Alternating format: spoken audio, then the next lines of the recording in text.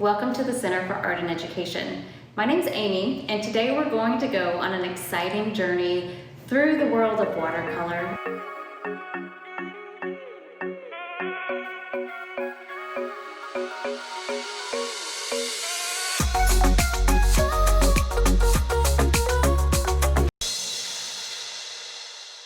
Inside your boxes of supplies, you're going to find several things: watercolors, paintbrushes, nice heavy watercolor paper, and you'll need to find paper towels or a dirty rag, and some container to hold some water.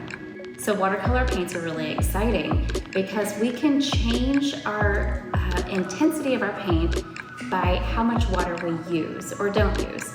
And so if we use as little water as possible to wake up that paint and apply it to our paper, it can be a very intense color. We call this saturated color. It's very deep. It's about as rich as this particular little cake of watercolor is going to give me. Now, let's see what that looks like if I add a lot of water.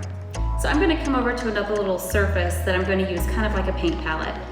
And it's going to allow me to add more water, and we'll compare what we've got going on. So I'm gonna apply that, and this watercolor paper is going to soak up that water for me and drink it down. I can use even more water, less paint. I can mostly clean my brush and come back into that until I am virtually the color of the paper. And you can see how the intensity of that color has changed as I have increased the amount of water that I've added. We can also do fun tricks by going back into it after we've painted. So the paper towels are super handy for this. If something is darker than I want, I can go and lift that back up and totally change my saturation. Okay? All right, now here's what I want you to try. I want you to try to adjust your saturations, and then I want to try to blend them so that it's going to go in a nice long belt of color.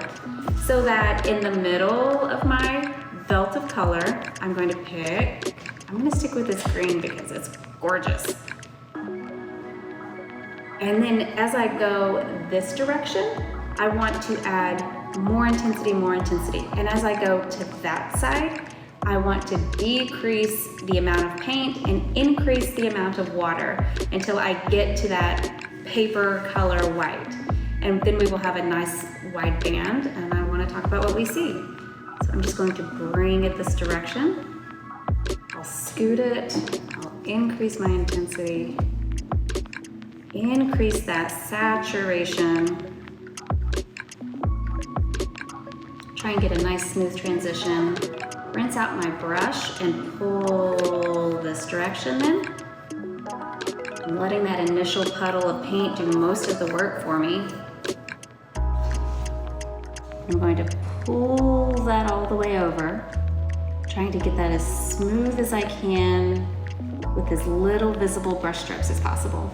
I'll use my paper towel trick too, and I'll come back and lift some of that up to try and help that transition get as light as possible. So how did yours go? What color did you pick? How about we try it on a different shape? We're gonna do the same thing, but I want you this time to try a circle. You can switch up the colors if you want. Maybe I will go with, let's go with this violet on this one.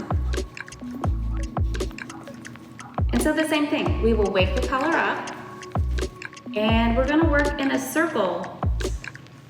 And so I'm going to choose to make my saturated side over here.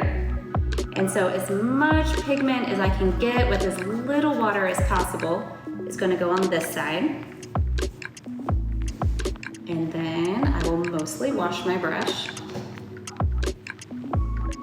And I will pull that over. Still keeping in mind that my ultimate goal is to make a circle. Okay? So we have that kind of blended out. Were you able to get yours? It's a bunch of C-shaped marks because I'm trying to make it round. And so I follow the outside edge. And so I make my marks in a C as I wrap it around, and that helps to describe that shape. So when I look at these, all I've done is adjust my amounts of water, and I'm already starting to see that it's kind of coming to life a little bit. It's starting to look as if it's almost three-dimensional, meaning it's not flat on the paper anymore. Is this looking like a pancake or more like maybe a ball that's starting to happen and have form that's coming up? Is this looking like a strip of paper or maybe like a bracelet or something that is curving and going over? Okay, so I'm gonna give you another tool to add to your toolbox, and that's tints and shades, T-I-N-T-S. When we work with tints and shades, we're going to be able to pump up the contrast and get even more definition and make this illusion even greater. So we're gonna keep in mind the saturation, but also add a little bit of black and a little bit of white on each end. So back into my strip that I already have here, I can work on top of it, or I can start a new one. It kind of helps with the intensity to paint back on a painted surface because I can put a second layer on it. And so it starts to get more and more solid as I go. So I'm going to paint back into one that I already have going, and then I'll show you another one that's not. So a shade, we know what shade looks like outside, right? It's dark, it's cool. We run to it when it's sunny and we're hot. For our first example, use a little bit of black. Black is so very powerful in the paint world. It can change your color almost immediately. And so I will take my brush and it will go for a little hair of a dip and bring back just a tiny bit of paint. And I'll come back onto my palette first and see what I've got.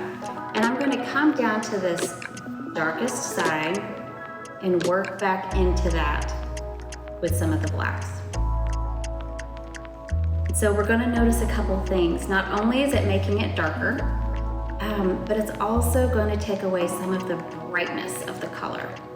So we'll blend to just the straight hue there. And then we'll come over to this other side, and I'm actually going to switch paintbrushes, and I'm going to wake up my white. Adding a little bit of white paint could possibly wake that back up for us. And so we'll put that in there. So let's go back into the ball and try the same thing with that violet. Okay. I'm gonna take this violet, add a little bit of black. And what's the word I taught you for when we add a little bit of black to a color? Do you remember? Starts with an S. We hide in it when we're hot. We're making a shade. Okay. You see how much contrast we're starting to get. This is much deeper and stronger. Also not quite as bright. So I will clean this and blend it gently.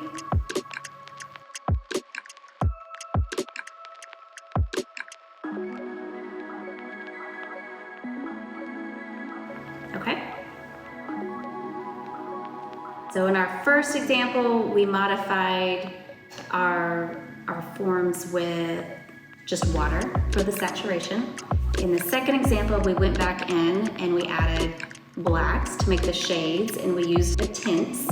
So for the next example, I am going to choose red as my primary color, and I'll make a circle again. So I'll start with the body of it. I will work with the saturation levels for the intensity.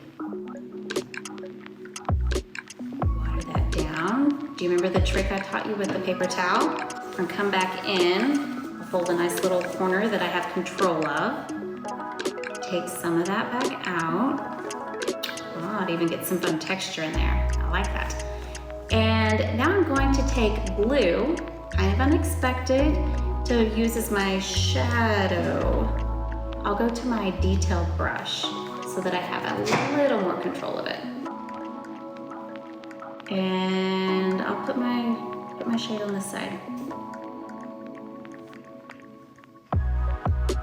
And so still, remember we're making C-shaped marks because the edge is shaped this way. If I was working on a red square, my marks would be a totally different shape. C-shaped marks wouldn't make sense on this one. I'd go straight up and down on either side as I'm applying my brush strokes. Always pulling. And we can apply our shade that way. And our tint, remember, we're letting the paper do our work for us, and we can apply our tint simply by removing some of that paint.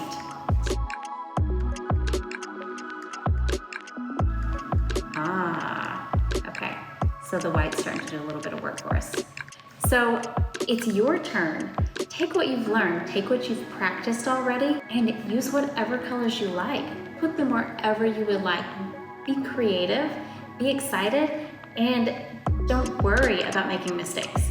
That's the key. Decide, what color am I gonna make it? Do I want a tint or a shade? Do I want to shade with a cool color?